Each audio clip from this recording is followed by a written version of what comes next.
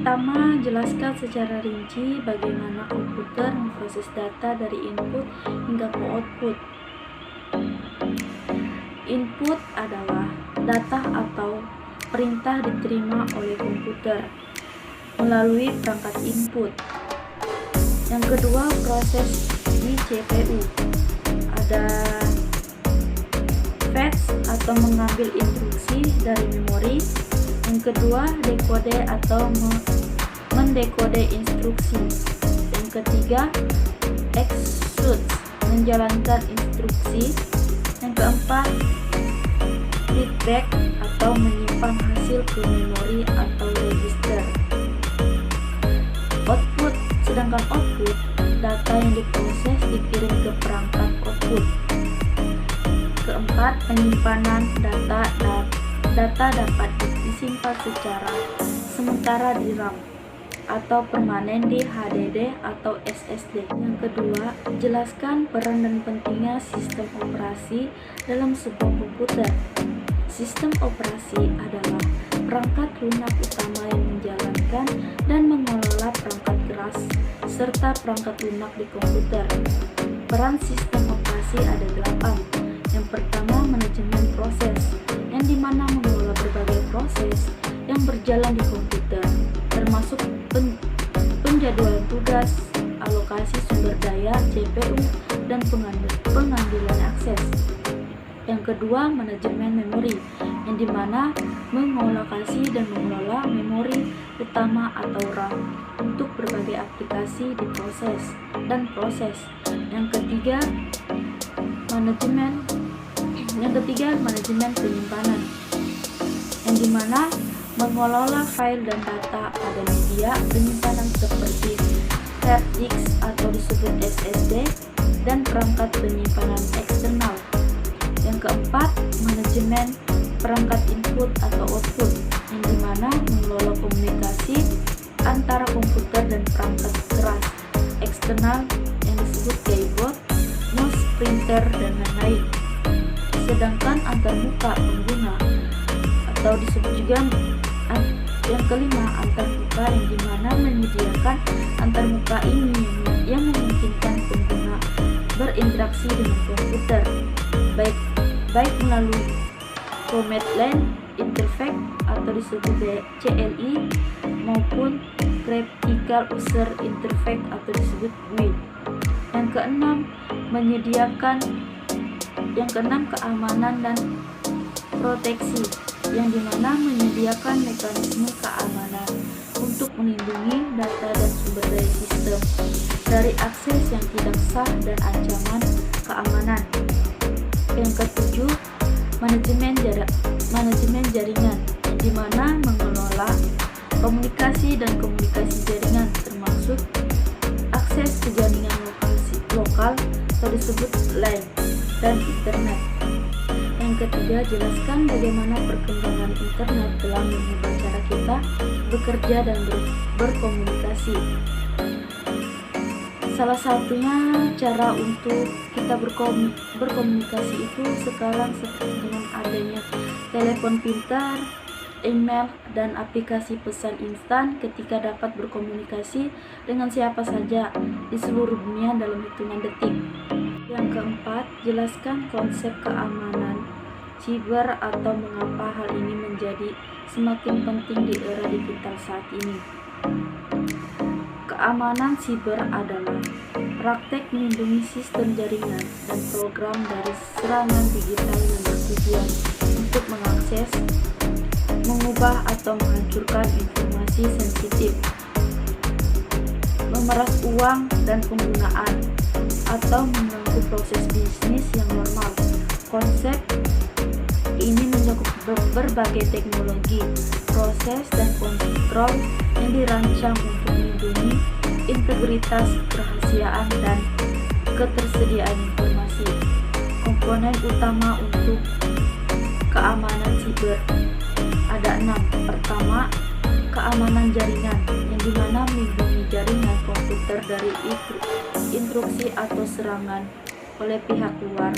Yang kedua, keamanan aplikasi, yang dimana memastikan aplikasi bebas dari ancaman dan ke kerentanan.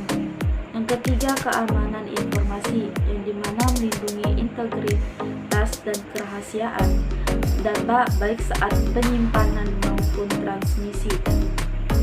Yang keempat, keamanan operasional, yang dimana proses dan keputusan untuk menangani dan melindungi aset data.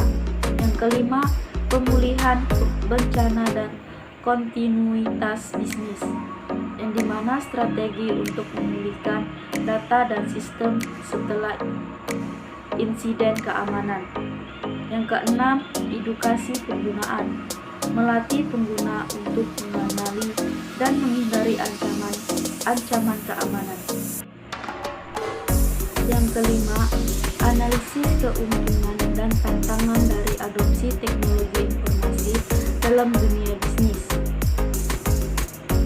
Yang pertama itu peningkatan efisiensi operasional, yang dimana yang pertama itu automatisasi, yang dimana proses yang sebelumnya manual dapat dioptimasikan, mengurangi kesalahan manusia dan mempercepat waktu penyelesaian tugas.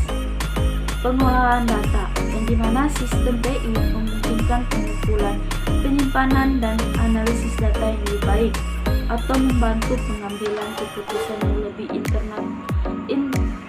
informatif. Yang kedua, peningkatan produktivitas, yang dimana kolaborasi alat komunikasi dan kolaborasi digital seperti email, video, konferensi, dan aplikasi manajemen proyek memfasilitas kerja tim yang lebih efisien. Akses internal informasi, di mana akses cepat ke informasi yang relevan membantu karyawan bekerja lebih efektif. Yang ketiga, pengurangan biaya, yang dimana pertama itu efisiensi operasional, yang disebut juga mengurangi biaya operasional melalui otomatisasi dan pengurangan kebutuhan tenaga kerja manual. Yang selanjutnya, penggunaan sumber daya, optimalisasi penggunaan sumber daya melalui analisis data dan alat manajemen. Yang keempat, peningkatan kepuasan pelanggan, yang dimana layanan pelanggan, yang disebut juga teknologi seperti chatbots dan CRM, yang meningkatkan kualitas layanan pelanggan. Yang kelima, keunggulan kompetitif, yang dimana inovasi produk atau layanan. Teknologi memungkinkan pengembangan produk dan layanan baru yang memenuhi kebutuhan pasar. Tantangan adopsi teknologi informasi dalam dunia bisnis ada 4. Gaya implementasi, yang kedua keamanan dan privasi, yang ketiga kompleksitas implementasi, yang keempat perubahan budaya dan pelatihan. Contoh perusahaan yang sukses mengadopsi teknologi informasi ada Amazon. Amazon adalah contoh klasik perusahaan yang sukses mengadopsi teknologi informasi. Mereka menggunakan teknologi untuk berbagai aspek operasional dan strategis, yang dimana e-commerce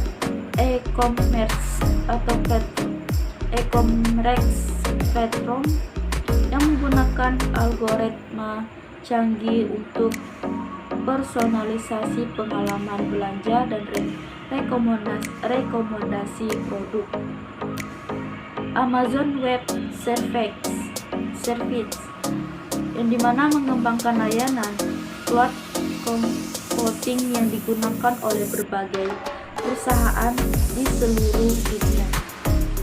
Yang ketiga, supply chain dan logistik, yang dimana menggunakan robotika dan otomatisasi di gudang serta sistem manajemen inventaris yang canggih.